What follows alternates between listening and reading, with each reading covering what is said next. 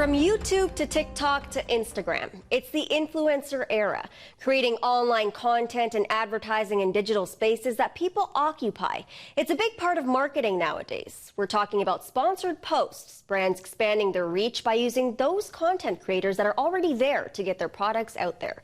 To talk about how it all works, the founder of Feature Media, Justin Tse, joins us now. Justin, thanks for being here. Thanks for having me.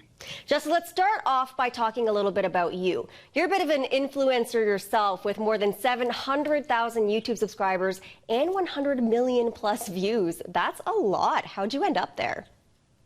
Yeah, so to be honest, I create videos in the tech space, and growing up, I wasn't really too interested in tech. I kind of liked hockey, had a few interests here and there, but when the iPod came out about a decade ago, I was watching videos about accessories, the App Store, and I was just really fascinated by kind of the next wave of technology and smartphones that were coming out. And after spending a whole year researching the product while trying to save up for it, I noticed that there was a big opportunity in YouTube, and I thought it was going to be a lot of fun to just start making videos as a hobby. So eventually, when I did save up for that iPod and borrowed like a camera to use, I tried making my first video of the product that was filming it. So it was just like showing the packaging, and from there, just whatever I could review or whatever I could get, I covered it, and then started reaching out to brands and started with smaller products like iPhone cases and stuff, and then moved on into smartphones, laptops, and then kind of over the years tried to evolve, but at the very core of the channel, it is still covering technology. Mm-hmm. And how did you build up your channel? Because of course, getting that many viewers and subscribers doesn't just happen overnight. And you were 13 when you started. Yeah, to be honest, the first few years were relatively slow. It was just creating, I think, 300 videos within the span of a year.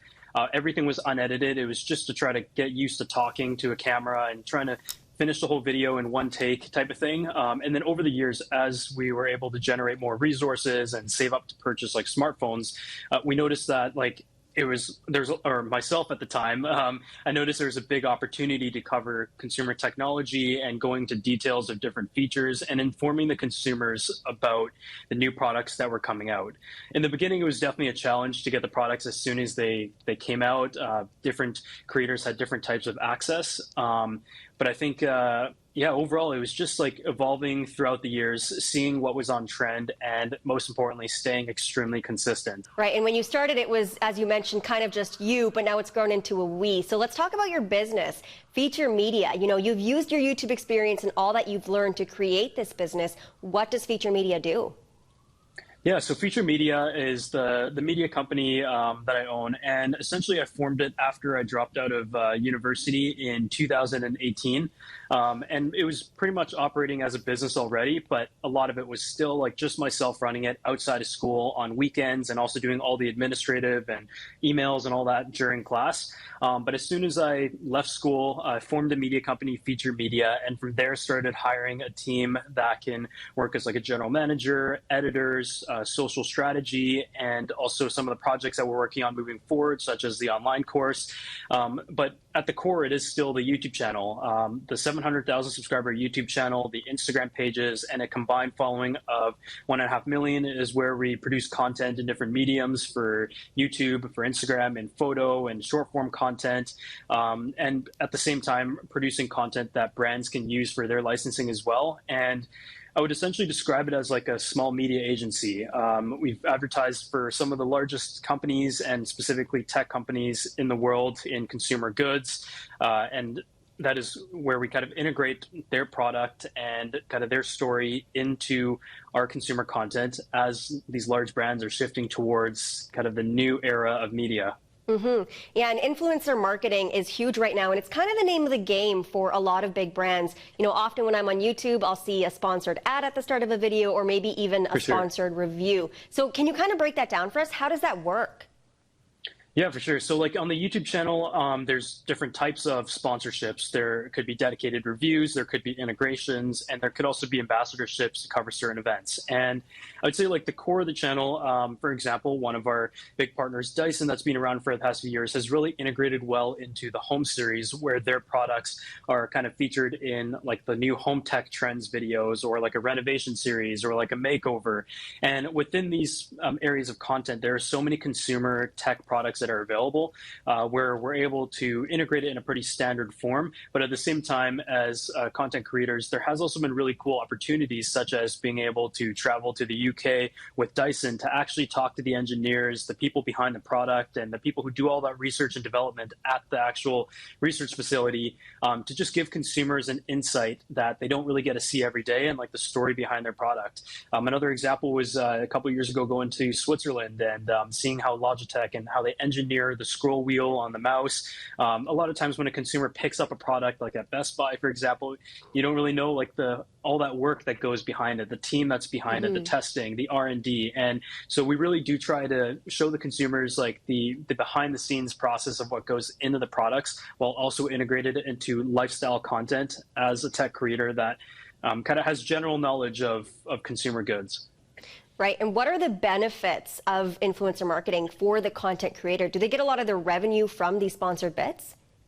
Yeah, so in terms of revenue, I think the best part of being kind of a media company and as an influencer or online content creator is that for the brand, it's actually a lot of times less money than they would typically spend on inorganic content, like purchasing ad space, for example. But in the creator side of things, our margins are a lot larger. The team, even though it is starting to grow, is still relatively small in the grand scheme of things. And aside from like equipment and office, there wasn't really any overhead costs for many years.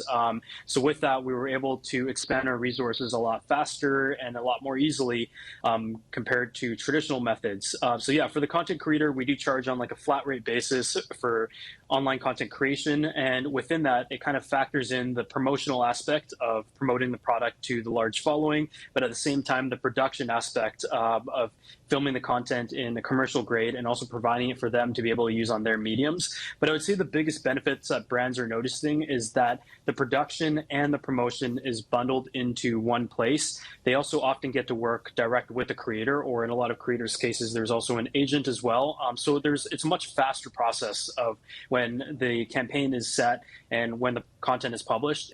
Right, and really quick, Justin, what advice can you give those businesses that are looking to set up those partnerships with these content creators?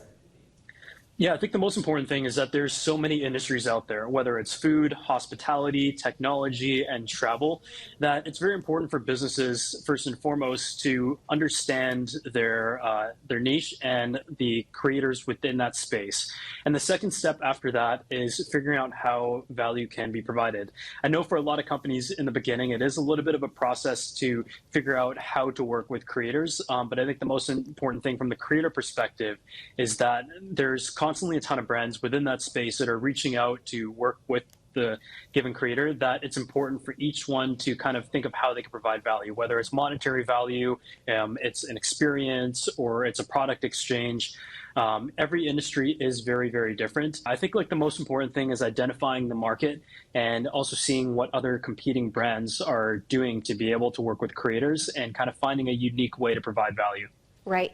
Yeah, it's a trend that's definitely not going anywhere anytime soon. And it's so interesting to hear about your journey and how you got to where you are with millions of views. Thanks so much, Justin. All the best. Thanks so much.